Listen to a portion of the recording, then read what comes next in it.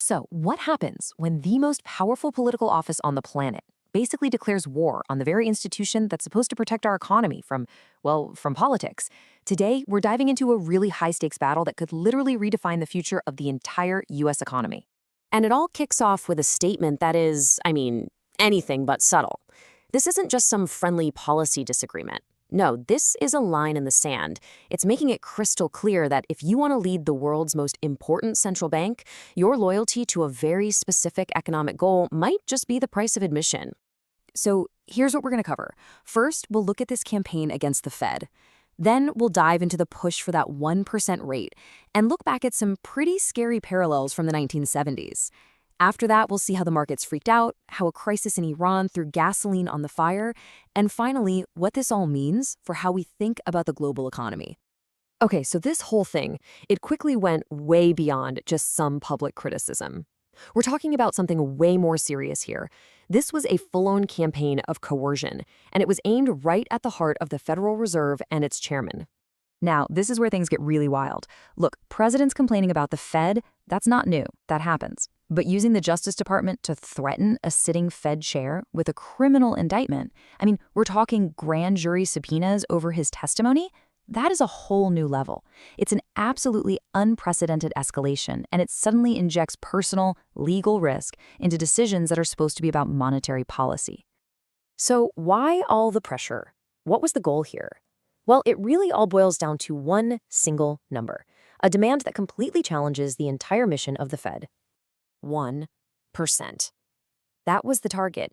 And just to give you some perspective here, at the time all this was going down, the Fed funds rate was sitting somewhere between 3.5% and 4.5%. So yeah, this wasn't asking for a little adjustment. This was a demand for a complete 180 on policy.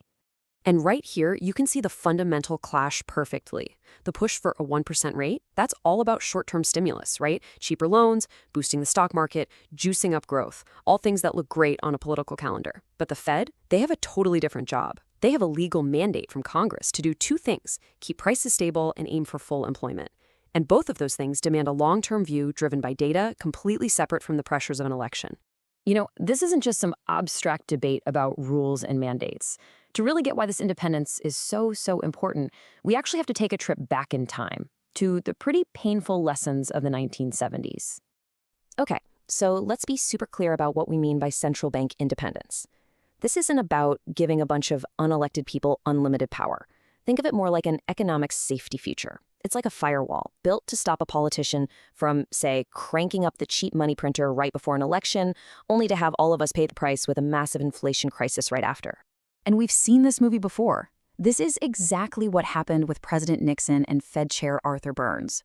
Nixon leaned on Burns to keep interest rates super low. And it worked. It helped him win re-election. But the aftermath? It unleashed a storm of inflation that absolutely wrecked the US economy for a decade. This right here is the nightmare scenario that Fed independence was created to stop. And look, this isn't just ancient history. A recent paper from the IMF actually put a number on this risk for today. Their model showed that political pressure that was only half as strong as what Nixon used could jack up prices by over 8% in just 6 months. That is a huge, and painful, hit to your wallet. So, as you can probably guess, the global financial markets, which are basically built on the idea that the Fed is credible and independent, did not like this one bit. The slightest hint that the Fed could be compromised sent, shockwaves through the entire system. Just look at the carnage here. It was fast, and it was everywhere.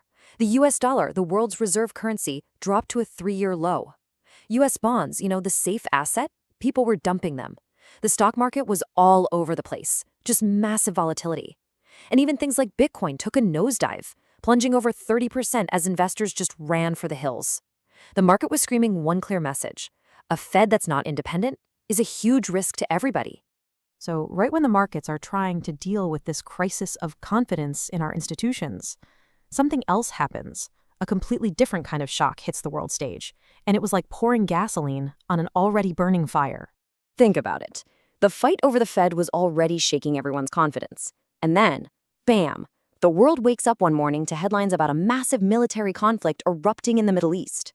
And the details were just shocking. Coordinated strikes on Iran, their supreme leader is killed, and then the big one, at least for the economy, Iran retaliates by closing the Strait of Hormuz. I mean, this one narrow waterway is absolutely critical for the world's oil supply, and just like that, it was shut down. And the economic impact was instant. What you're seeing here are producer prices for January. This is basically inflation for businesses before it gets passed on to you. The experts were expecting a tiny bump, about 0.3%. The actual number? 0.8%. It completely blew past expectations, mostly because of that oil shock. And that immediately brought back those old, scary fears of stagflation, that awful combination of rising prices and a dead-in-the-water economy. So you've got this perfect storm, right? A crisis of institutional trust here at home and a huge geopolitical crisis over there. And it's basically forced investors to just rip up the old playbook. The basic ideas about how you're supposed to build an investment portfolio are suddenly up for debate. So, for anyone investing, the takeaway is pretty clear. The game has changed. That old, reliable 60-40 portfolio, 60% stocks, 40% bonds, that everyone's relied on for decades, people are saying it's just not going to cut it anymore. We're seeing a total rethink of what a safe asset even is. Gold, even the dollar itself, are looking better than government bonds. The new strategy is all about building what some are calling a fortress portfolio, something built for resilience, with more diversification into alternative assets just to survive in a world full of these crazy, unpredictable shocks. And that really brings us to the big question, doesn't it? When the credibility of our key institutions and the stability of the world are both at risk, is the traditional way of investing just dead? I mean, these aren't just news stories. This stuff represents a fundamental shift. It makes you wonder if the strategies that worked for the past few decades can actually survive a future where that bedrock of economic stability we all took for granted just isn't there anymore. It's a tough question, and it's one every single one of us has to think about now.